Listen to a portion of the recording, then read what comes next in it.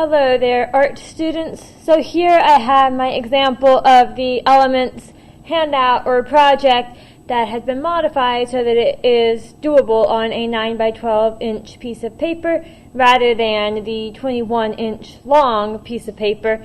And as you can see, I have gone ahead and drawn my stencil the 7 different times. I've already started to alter them a little bit. So I'm going to zoom in here just a little bit. And I'll move my paper around so you can see the specific components here. So this one is obviously line, and I've kind of just done an outline all the way around my stencil or my template there. Notice if you look closely, none of those lines connect.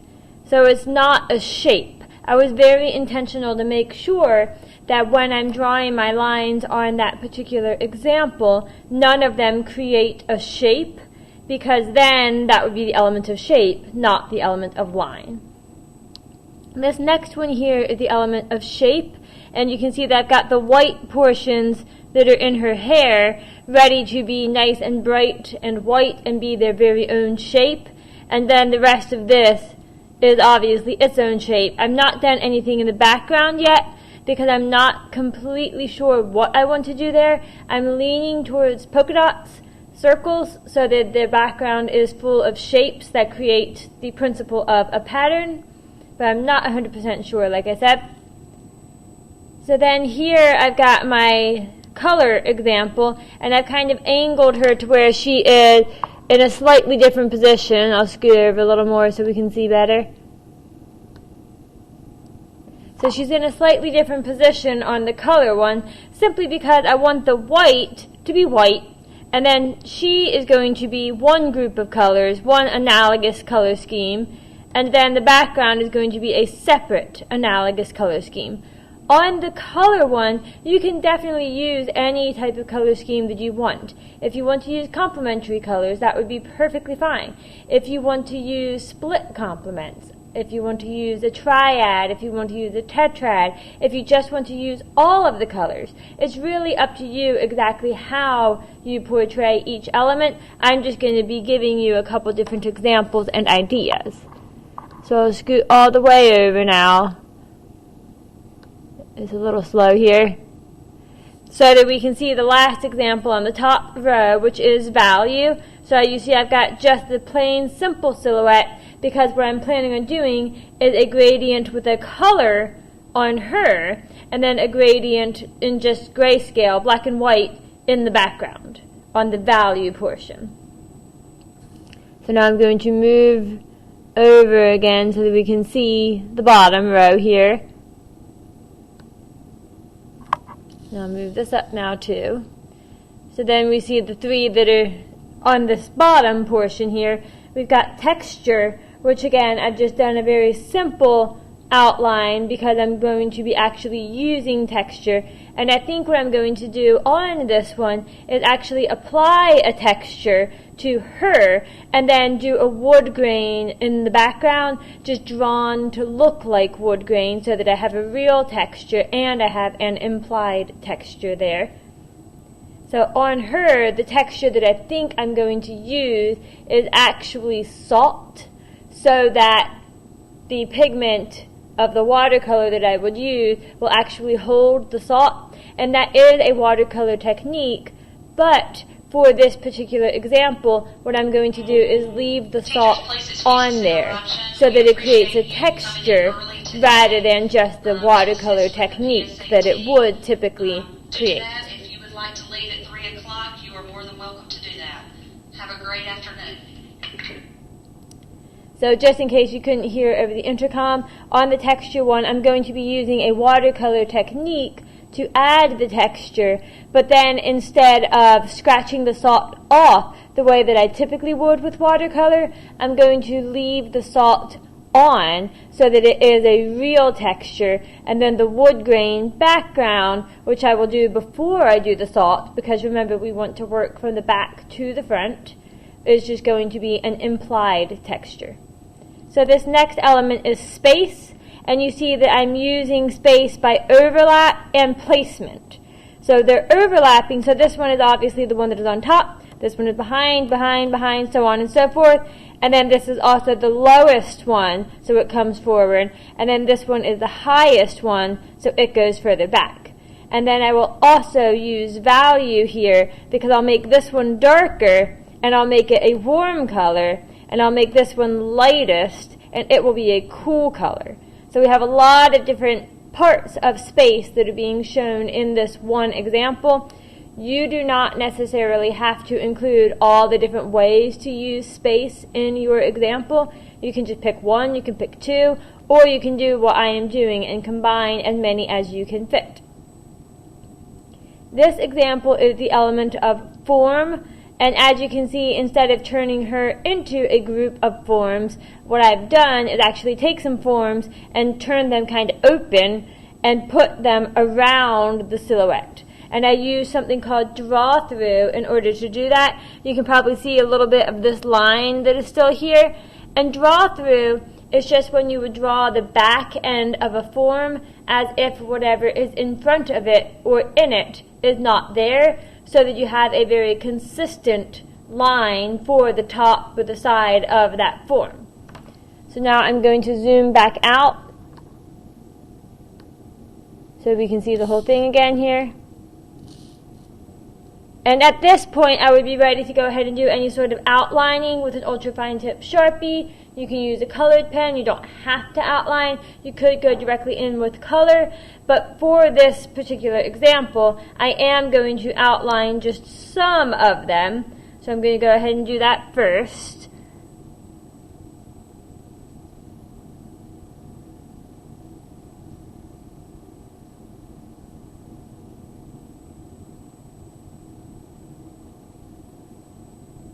And one thing that is very helpful when you are outlining is to make sure that you are comfortable with turning the page. Because sometimes you might draw a line at a certain angle best, so you should definitely turn the page if that helps you draw that line more accurately.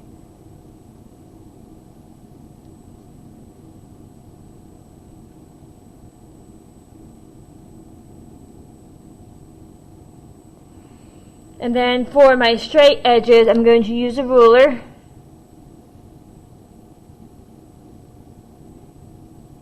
And as you are working on these, it's a good idea to go ahead and start thinking about what you would write on the back.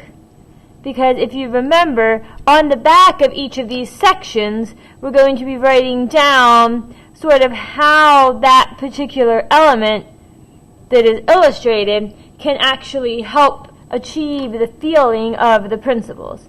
You don't have to relate to each element to all of the principles, but you do want to have a couple on the back. And we'll continue talking about that as we work on the project. I don't expect you to necessarily know that off the top of your head at this point.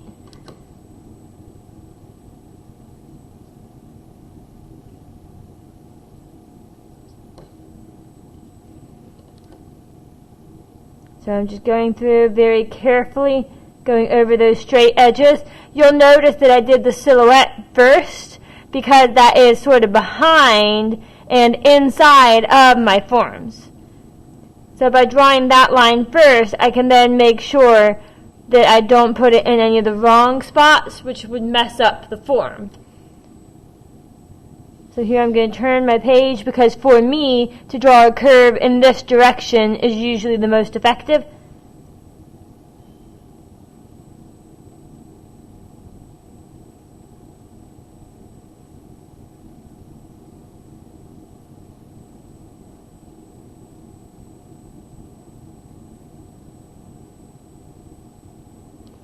And on your outlining steps, like if you are using an ultrafine tip Sharpie to go over any of your pencil lines, it's a good idea to try to do it in one fell swoop as much as possible so that you're not creating a whole bunch of extra lines.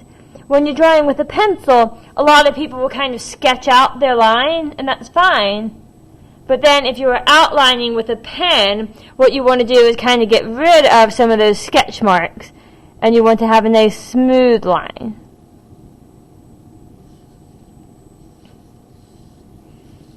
So again, using a ruler on some of these straight edges.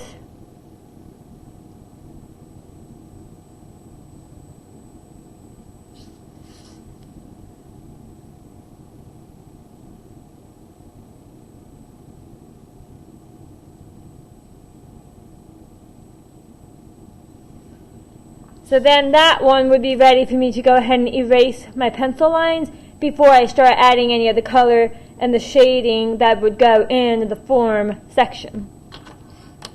This one, for space, I'm not going to be doing any outlining because I don't want the line to mess up the depth. I don't want, for instance, this furthest away one to have an outline, which then is going to make it look like it's further or closer to me than it is.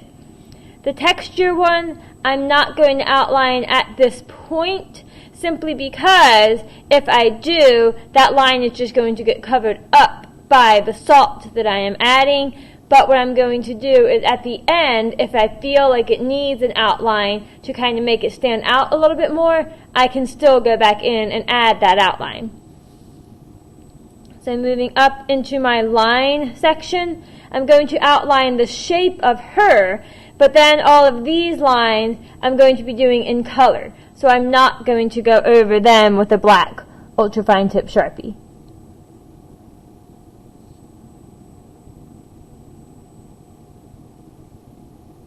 I will, though, be going over them with color.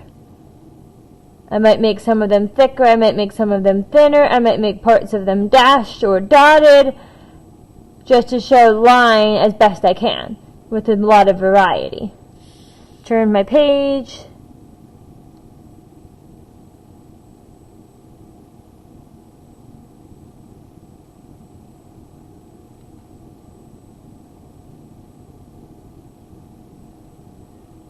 And one thing that can help when you are outlining, especially a larger curve, is if you try to make sure that you use your whole arm in that curve, not just your wrist. If you try to outline a larger area with just your wrist, chances are you will actually have less of a range of motion, which is going to actually make your line a little bit less accurate.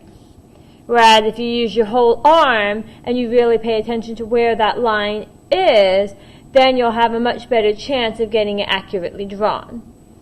So then on this shape example, I am going to outline everything. I'm going to start with the spaces that are in her hair, and I'm going to actually make them just a little bit bigger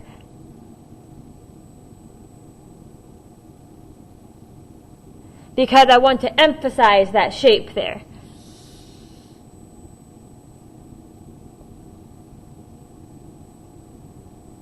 So that's just a reminder, you can definitely still alter things even when you are on the outlining step.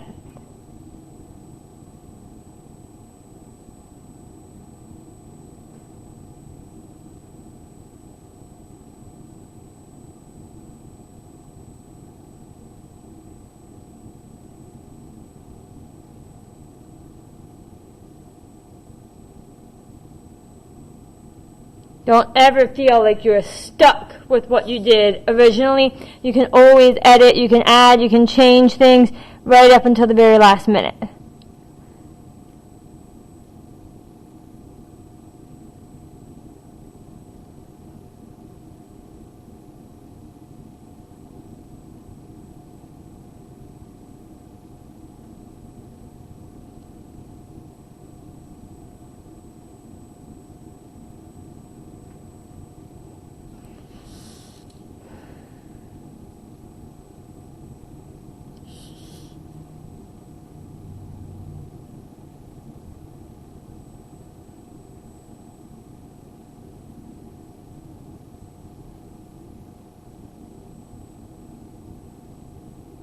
So once again, just being careful, turning my page however I need to, going nice and slow as I outline those shapes. If you do have to pick up your pen, like I just did here, just be careful, try to line it up as gently as you can so that you have one sort of continuous line there. This example is my color example. So I am planning on using color schemes on this one, to where I have one on the front where the positive space is, and then one in the background where the negative space is. So I am going to actually outline that one with black as well, just to kind of separate those two color schemes even more.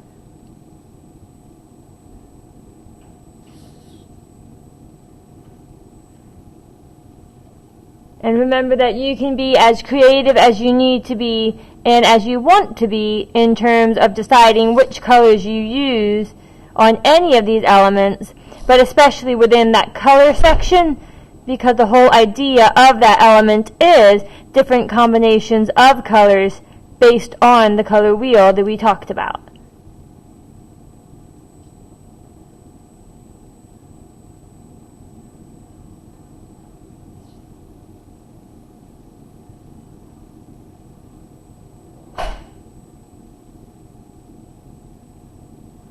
So once again, I am going to outline this portion that is in her hair on this example as well, because it is going to be part of the way that I use color.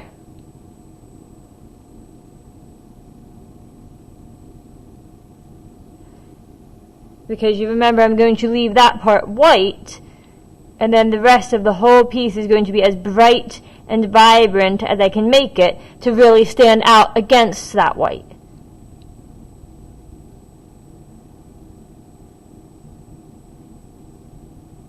And this time I'm not making any of the shapes bigger. I'm just going over them exactly as they were from the template. So then on my value example, I will also outline, just so I can make sure that the color gradation stands out a little bit more from the black and white gradation that I'm going to be using in the background.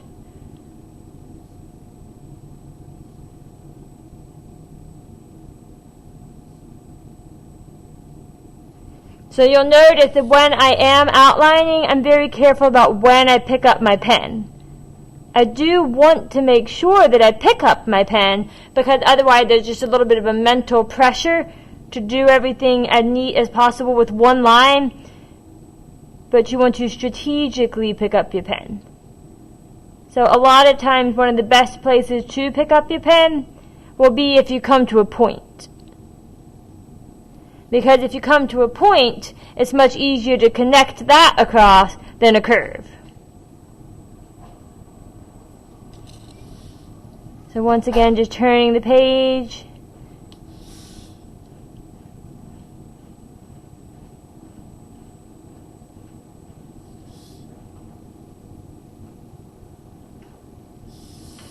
So that then that example would be ready for me to add in my value scale in color and black and white on the back. So before I start adding any of those color sections, what I need to do is erase my pencil lines. If you want to go over your grid lines with a Sharpie, you certainly can. Fine tip Sharpie, regular Sharpie, whatever you choose is completely up to you. It is not a required step, but some people do prefer the way that that looks, and if that's your preference, absolutely fine. So otherwise, though, I'm going to go ahead and start erasing all those extra pencil lines. You do want to make sure that you get all of the pencil lines off of where you're going to be adding color, because the graphite will actually affect the color that you put down. So in order to make sure the color is accurate and what you really want it to be, you want to erase the smudges and you want to erase the pencil lines. So the best thing to do is just to erase literally the whole thing. So you can see I'm not just erasing where I have lines. I'm erasing the spaces in between as well, because I know that my hand created some smudges. And sometimes you can see the smudges, so it's easy to erase them. And then other times you cannot.